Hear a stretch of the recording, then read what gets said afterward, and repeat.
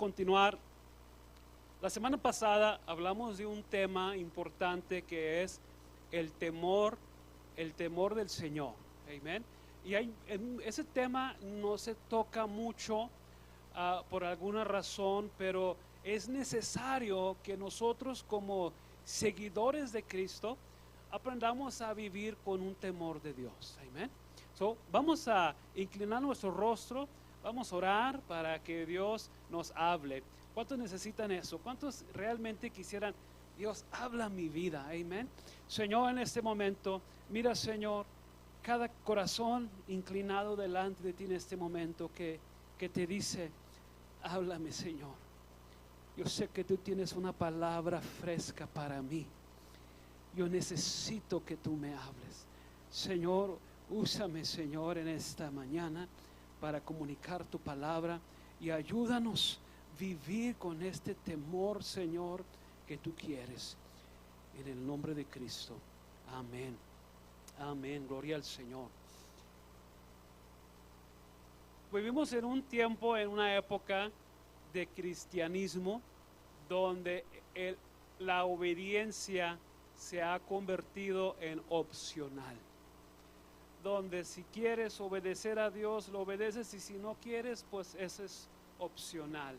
Y lamentablemente ese es el estado de muchas personas y lo hacemos bajo la excusa de que de todos modos Jesús me va a perdonar, o de todos modos estoy bajo la gracia de Dios, ¿verdad? O Dios sabe que soy débil y ya le he fallado en el pasado y no me ha sucedido nada. Pero realmente, hermanos, si esa es tu manera de pensar, en el mejor de los casos estás viviendo tu vida en tus propias fuerzas y estás lejos de Dios, y en el peor de los casos piensas que estás salvo, pero realmente no estás en la gracia del Señor y no eres salvo. Entender el temor de Dios es importante porque nuestra salvación depende de ello. Somos salvos porque Cristo murió en la cruz por nosotros, porque nos ama, porque antes estábamos enemistados, dice la Biblia, con Dios. Dios es santo, y porque Dios es santo, Dios no puede tolerar el pecado y tiene que castigar el pecado. Y fue lo que hizo exactamente con Cristo. Cristo murió en la cruz porque cuando Él murió en la cruz fue el acto de Dios castigando nuestro pecado en Cristo. O sea, Cristo sufrió nuestro castigo que nosotros merecíamos y Dios destruyó en Cristo el pecado. Y nuestra salvación depende de que vivamos en temor a Dios. Pero también nuestra santificación depende de que vivamos en el temor del Señor. La santificación es el proceso que el Espíritu Santo usa, porque cuando tú vienes a Cristo, el Espíritu Santo viene a vivir en ti. Él viene a morar en ti. Si Jesús es Dios, es Emmanuel, es Dios con nosotros, el Espíritu Santo es Dios en nosotros, ¿verdad? Vive Dios en ti, es el Espíritu Santo que está en ti. Y uno de los trabajos que hace el Espíritu Santo quiere transformar tu vida a una vida que lleva la imagen de Cristo. Y para eso usted y yo tenemos que cooperar con el Espíritu Santo cuando el Espíritu Santo está tratando de formar en nosotros la imagen de Cristo. Pero este concepto se ha diluido en las iglesias con tal de no ofender a las personas. No queremos incomodar a las personas tocando temas del pecado, cosas así, y preferimos no tocar el tema. Y una de las maneras que lo hacemos es cambiamos palabras. Por ejemplo, cuando la Biblia habla del temor a Dios, del temor de Dios, nosotros decimos, eso significa reverencia a Dios. Y como que suavizamos la palabra un poquito, pero hay veces que la reverencia a Dios es apropiado y tiene su lugar, pero no reemplaza la palabra temer a Dios. Jesús dijo esto en Lucas 12:4. Queridos amigos, esto lo dijo Cristo, esto no es algo del Antiguo Testamento, es algo del Nuevo Testamento. Dijo, queridos amigos, no teman a los que quieren matarles el cuerpo, después de eso no pueden hacerles nada. Verso 5, les diré a quién temer. ¿Teman a quién? Teman a Dios, quien tiene el poder de quitarles la vida y luego arrojarlos al infierno. Claro, Él es a quien deben temer. Esa palabra temer a Dios no es reverencia a Dios, sino es una palabra, la palabra griega es phobeo, y de ahí viene la palabra fobia. Y ese es el temor del Señor, es un miedo alarmante, es un temor, y para que no piensen que el temor a Dios es algo negativo, porque no lo es. Porque el siguiente verso habla del amor de Dios. El temor de Dios te lleva a entender el amor de Dios. Cuando tú temes a Dios, tú te das cuenta que Dios te ama. Amén. Porque mira el siguiente verso. Porque el verso 5 es así. Dice, les diré a quién temer, teman a Dios, quien tiene el poder de quitarles la vida y luego arrojarlos al infierno. Claro que a Él es el que deben temer. Verso 6, ¿cuánto cuestan 5 gorriones? 2 monedas de cobre. Sin embargo, Dios no se olvida de ninguno de ellos. Y en cuanto a ustedes, cada cabello de su cabeza está contado, así que no tengan miedo. Para Dios ustedes son más valiosos que toda una banda de gorriones. En otras palabras, cuando tú y yo estamos hablando del tema del temor del Señor, no es un tema negativo, más bien es un tema que tiene que ver con el amor de Dios a tu vida, con el cuidado de Dios. Es más, por eso debemos vivir con temor de Dios, porque Él es el que puede suplir todas tus necesidades. Entonces, la semana pasada dimos 3 puntos de cómo puedes vivir con el temor de Dios, y voy a decir las primeras 3 y luego vamos a dar 3 más cosas que podemos hacer para vivir en el temor de Dios.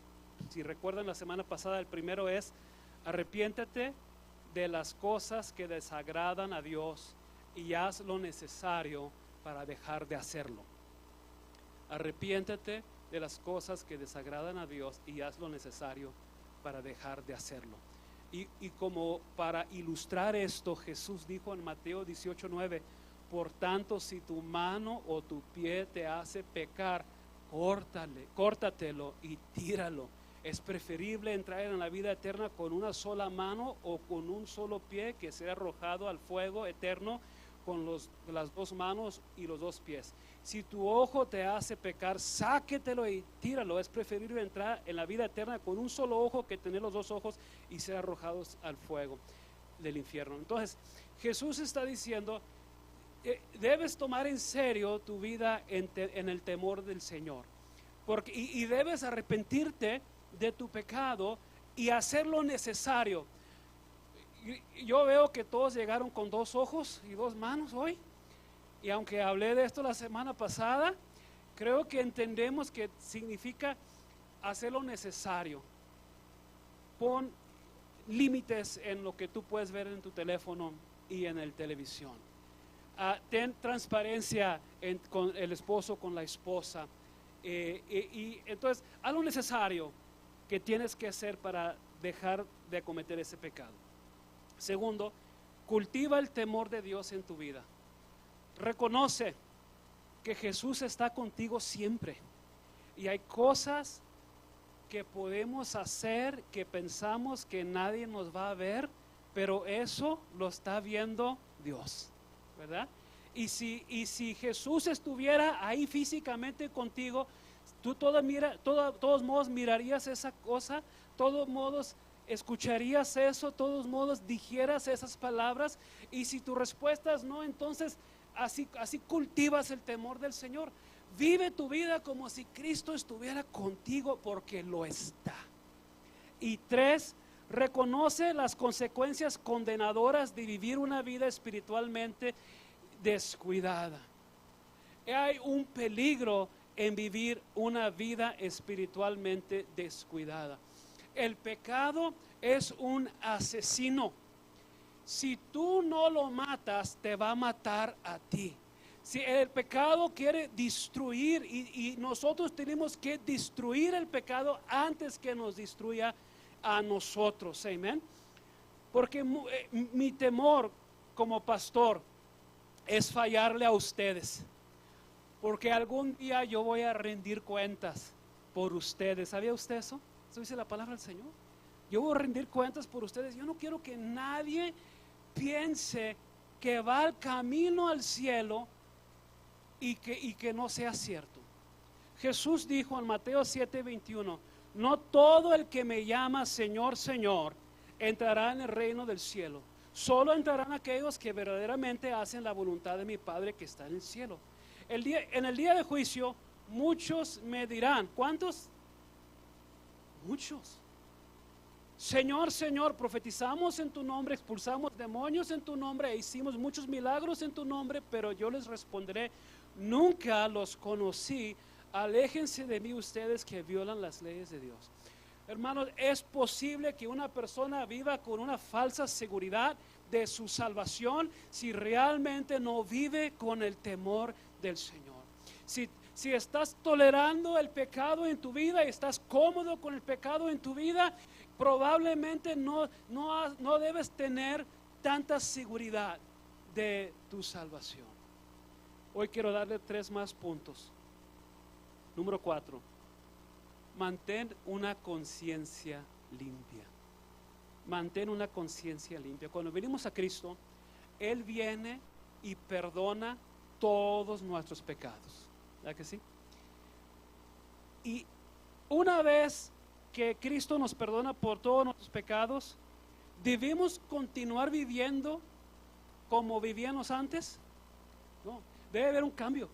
Debemos morir hacia ese pecado, matar ese pecado, no tolerar ese pecado. Y cuando Cristo te perdona por todos tus pecados, nuestra meta debería ser mantenernos perdonados, mantenernos limpios y purificados. Y hay un texto interesante en Hebreos 10:22 que dice así: entremos directamente a la presencia de Dios con corazón sincero y con plena confianza en Él, pues nuestra conciencia culpable, nuestra conciencia está ¿qué? Es culpable. Hay otras versiones dicen nuestra conciencia mala ha sido rociada con la sangre de Cristo a fin de purificarnos, y nuestro cuerpo ha sido lavado con agua pura. El autor de Hebreos está haciendo una conexión, porque el propósito que Hebreos escribió era para mostrar que Jesús es superior a los ángeles, que Jesús es superior al sacerdocio levítico, que Jesús es superior al sistema religioso, que Jesús es superior al sacrificio que hacían los judíos. Y está haciendo referencia de que había momentos en que se hacía un sacrificio en el Antiguo Testamento y se vaciaba la sangre ahí sobre el altar. Y entonces había un sacrificio y luego había un rociar de la sangre. Y nuestra conciencia y nuestra alma son 2 cosas diferentes. El pecado lo llevamos en nuestra alma, y cuando venimos a Cristo, Él perdona el pecado de nuestra alma, pero nuestra conciencia sigue sucia, sigue sintiéndose culpable. Y como prueba, muchas veces nosotros, cuando hemos fallado, un momento de debilidad, le pedimos a Dios perdón. Dios te perdona en ese instante, ¿verdad que sí? Pero cuando vas a orar, te sigues sintiendo culpable, aunque Dios ya te perdonó. y ni siquiera te sientes con mucha libertad para orar, y es porque el pecado ha ensuciado tu conciencia. Y la Biblia le llama la conciencia culpable o la conciencia mala. Y el texto dice así: pues nuestra conciencia culpable ha sido rociada con la sangre de Cristo a fin de purificarnos. Hay otro texto similar en 1 de Juan 1:9 que dice, no está ahí, pero usted ya lo va a saber, que dice: si confesamos nuestros pecados, Él es fiel y justo para perdonar nuestros pecados, uno, y limpiarnos de toda maldad. Ese es otro proceso, esa es otra separación, esa es una limpieza o purificación de toda maldad que está en nuestra conciencia. En otras palabras, ya Jesús pagó el precio por nuestros pecados. Ya Jesús perdonó nuestros pecados. Pero este texto es como que el Espíritu Santo viene y nos da una rociada fresca con la sangre de Cristo. Yo creo que a veces necesitamos eso. A veces necesitamos decir: Señor, lávame con tu sangre, ¿verdad? Señor, rocea tu sangre sobre mí, limpia mi conciencia, limpia mi mente, renueva mis pensamientos. Yo quiero tener mi mente limpia para poder vivir para ti. ¿Cómo lo hacemos en una forma práctica? ¿Cómo aplicamos este pasaje en una forma práctica? Hay un Salmo 139, verso 23, dice así: examíname, oh Dios, y conoce mi corazón, pruébame y conoce los pensamientos que me inquietan. Examíname. Es cuando tú invitas a Dios que venga a examinar tu vida, cuando invitas al Espíritu Santo que venga a escudriñar tu corazón, a probarte. Es cuando tú le dices: Señor, no quiero que nada estorbe mi comunión contigo. Y si hay algo que está estorbando mi relación contigo o mi comunión contigo, entonces señálamelo para yo poder abandonarlo. Hay cosas en nuestra vida que no están bien, y esas cosas tenemos que rendirle al Espíritu Santo para que Él trate con nosotros. Segundo, o 5, ¿verdad? Conságrate. Consagrarte significa separarte de las cosas que contaminan tu relación con Dios. Es el proceso de físicamente, emocionalmente separarte de las cosas que están contaminando tu relación con Dios. Tiene que ver con separación, tiene que ver con santidad. Separarte de lo que ven tus ojos, separarte de lo que escuchas, de lo que dices. Puede ser cosas malas, pecaminosas. Pueden ser cosas buenas que llevas a exagerar, que te alejan del Señor, como un hobby, como un pasatiempo al cual le dedicamos tanto tiempo que nos separa del Señor y nos separa de tiempo con nuestra familia. Hermanos, Dios es un Dios celoso. ¿Sabía usted eso? Dios es celoso. Él quiere que vivamos una vida consagrada, entregada. Él viene por su iglesia. Viene por una iglesia santa, pura, sin mancha. Amén. Hermanos, una iglesia consagrada es una iglesia que vive en el poder del Señor. Es una iglesia que vive, que el poder de Dios está operando en ellos. ¿Sabes por qué algunos vivimos sin el poder de Dios? Porque vivimos una vida no consagrada. El jueves pasado dije una frase, que cada día que tú y yo vivimos sin orar es un día que estamos diciéndole a Dios: este día yo puedo solo, no te necesito. I got this, I can do it on my own. Yo lo puedo solo, no necesito tu ayuda. Es un día que tú estás decidiendo vivir en tus propias fuerzas, con tu propia estrategia y con tus propios recursos. Y yo no sé usted, hermanos, pero ni tengo las fuerzas, ni la sabiduría, ni los recursos. Yo cada día necesito depender del Señor. Hay un texto que conecta el poder de Dios con una vida consagrada, y está en Génesis 35:2. Dice así: entonces Jacob les dijo a todos los de su casa: desháganse de todos sus ídolos paganos. Jacob sabe que hay maldad, que hay impureza en su casa, entre su familia. Les dice: desháganse de todos sus ídolos paganos, purifíquense. Y cada vez en el Antiguo Testamento, cuando dice purifíquense, casi siempre está conectado con esta palabra siguiente: y pónganse ropas limpias.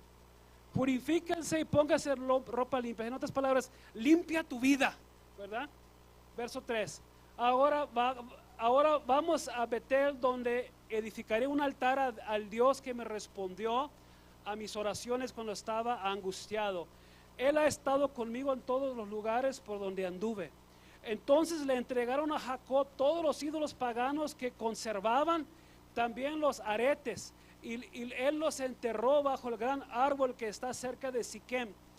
Y luego fíjese verso 5: cuando salían, Dios mandó terror sobre los habitantes de todas las ciudades de aquella región, así que nadie atacó a la familia de Jacob. Jacob no levantó un ejército. Jacob no fabricó armas y escudos o armamento. Jacob dijo: purifíquense. Enterraron esos ídolos bajo de un árbol y se purificaron, se consagraron, y a consecuencia de eso dice: cuando salían, cuando en ese mismo momento que abandonaron ese lugar, el poder de Dios vino sobre ellos. Dios puso un terror sobre las ciudades que los rodeaban, y nadie se atrevía a atacar la familia de Jacob. No porque Jacob era fuerte, no porque Jacob era grande, sino porque el temor de Dios vino sobre ellos. ¿Cuándo? Cuando Jacob se consagró. Cuando tú te consagras, cuando tú decides purificar tu vida, Dios se encarga de pelear por ti. Dios se encarga de proveerte. Dios se encarga de pelear tus batallas.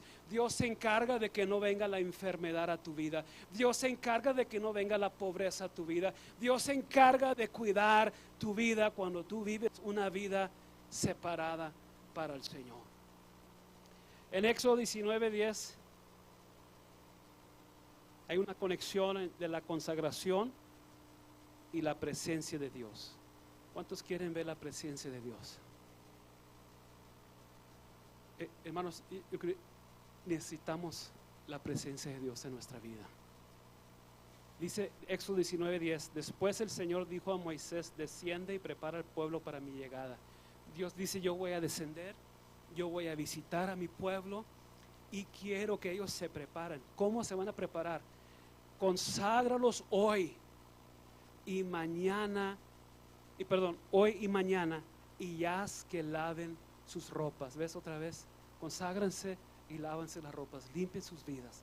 Asegúrense, verso 11, que estén preparados para el tercer día, porque ese día el Señor descenderá sobre el monte Sinaí a la vista de todo el pueblo. Cuando ellos se consagran, Dios está diciendo: yo no voy a descender hasta que el pueblo se consagre. Prepara el pueblo para mi llegada. Y hermanos, eso es nuestro llamado hoy. Prepárate para la venida del Señor. Prepárate para que Dios te visite con su presencia. Prepárate para que Dios venga sobre tu vida con poder. Verso 14. El 14 dice: así que Moisés descendió a donde estaba el pueblo y consagró a la gente para adorarlo. Y ellos lavaron sus ropas y dijo: prepárense para el tercer día. Y hasta entonces absténganse de tener relaciones sexuales. En la mañana del tercer día retumbaron truenos. Fíjese cómo se manifestó la presencia del Señor. Retumbaron truenos y destallaron relámpagos, y una nube densa descendió sobre el monte, y se oyó un fuerte prolongado toque de cuerno de carnero, y todo el pueblo tembló. Cuando tú te consagras, Dios se manifiesta en una forma de que la gente que te rodea, que te conoce, no puede negar que Dios te ha visitado, que Dios ha estado presente, que lo que tú estás diciendo, en quien crees, es un Dios verdadero y poderoso que desciende con poder sobre tu vida. ¿Qué pasa cuando te consagras? Dios pelea por ti. En Josué 3:5, entonces Josué le dijo al pueblo: purifíquense, porque mañana el Señor hará grandes maravillas entre ustedes. Este es el plan bíblico. Purifíquense hoy, porque mañana Dios se quiere glorificar. Él quiere, hermanos, Dios se quiere manifestar en tu vida más de lo que tú quieres que Él se manifieste. Él está deseoso traer un avivamiento a nuestra iglesia, a nuestra ciudad. Él está deseoso de venir y manifestar su poder en esta comunidad. Él lo desea, Él lo quiere y está esperando que tú y yo nos consagremos. 2 Corintios 6:14. No se asocien íntimamente con los que son incrédulos. ¿Cómo puede la justicia asociarse con la maldad? ¿Cómo puede la luz vivir con las tinieblas? Esto es consagrarte. Significa que hay relaciones, amistades que tú tienes que cortar. O prefieres la amistad de ellos o la amistad de Dios. O prefieres la aprobación de ellos o la aprobación de Dios. ¿Prefieres los recursos de ellos o la provisión de Dios? Verso 15 dice: ¿qué armonía puede haber entre Cristo y el diablo? ¿Cómo puede un creyente asociarse con un incrédulo? ¿Qué clase de unión puede haber entre el templo de Dios y los ídolos? Pues nosotros somos el templo del Dios viviente. Como dijo Dios: viviré en ellos y caminaré entre ellos. Yo seré su Dios y ellos serán mi pueblo. Por lo tanto, salgan de entre los incrédulos y apártense de ellos, dice el Señor. No toquen sus cosas inmundas y yo los recibiré a ustedes.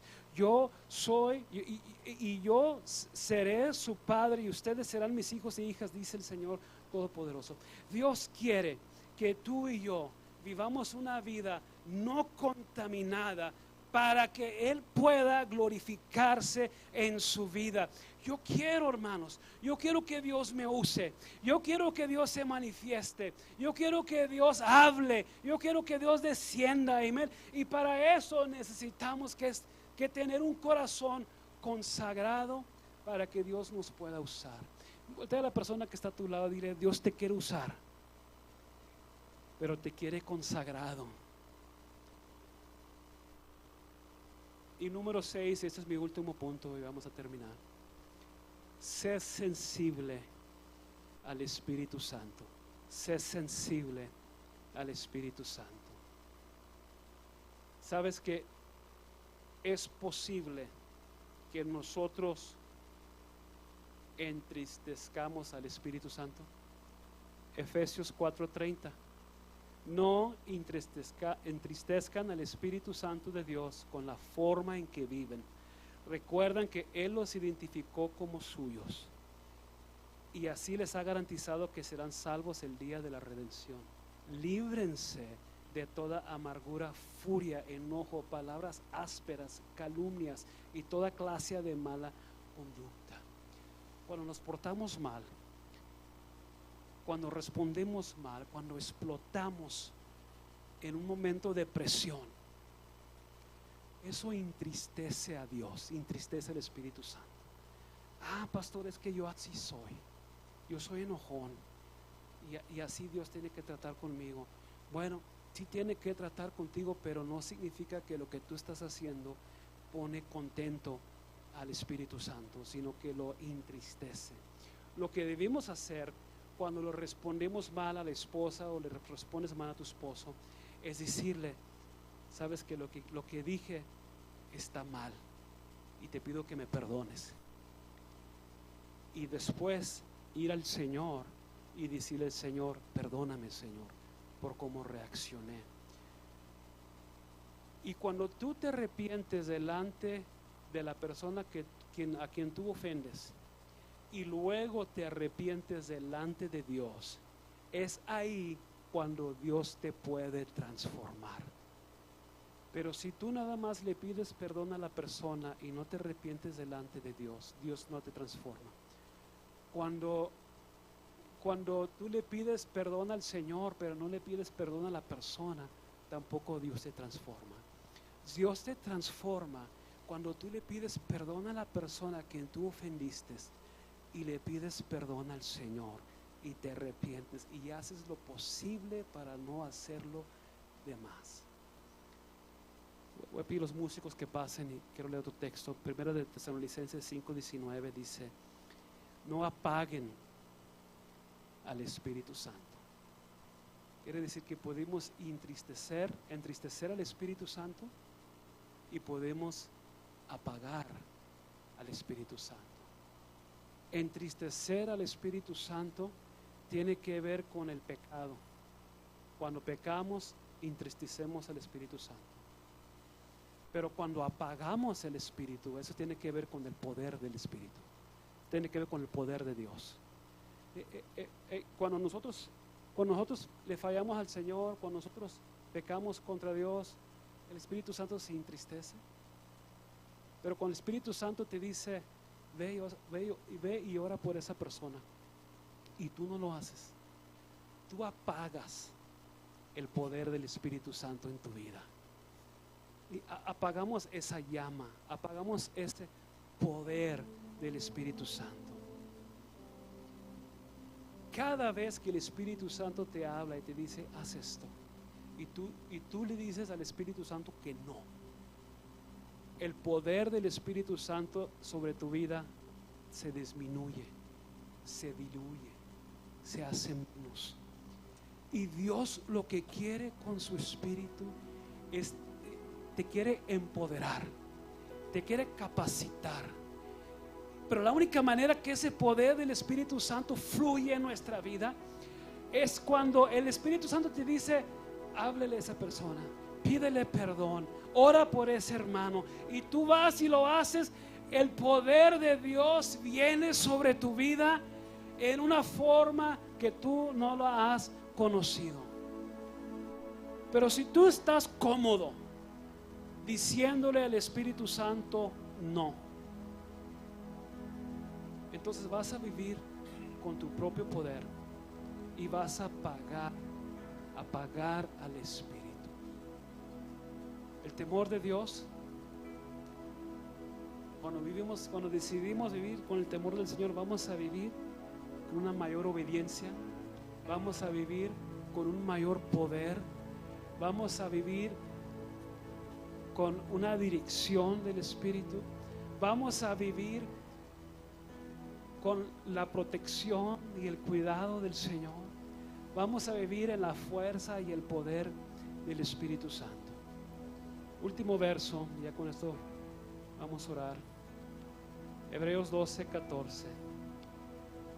Esfuércense por vivir en paz con todos y procuren llevar una vida santa. Esfuércense por vivir en paz con todos y procuren llevar una vida santa, porque los que no son santos no verán al Señor. Tremendo. Los que no son santos no verán al Señor. Quiero invitarte que te pongas sobre tus pies. Yo no sé usted, pero yo quiero ver al Señor. Yo quiero ver al Señor que se mueva en mi vida. Yo quiero ver al Señor que se mueva en la iglesia. Yo quiero ver al Señor derrotar al enemigo que se levante contra mí.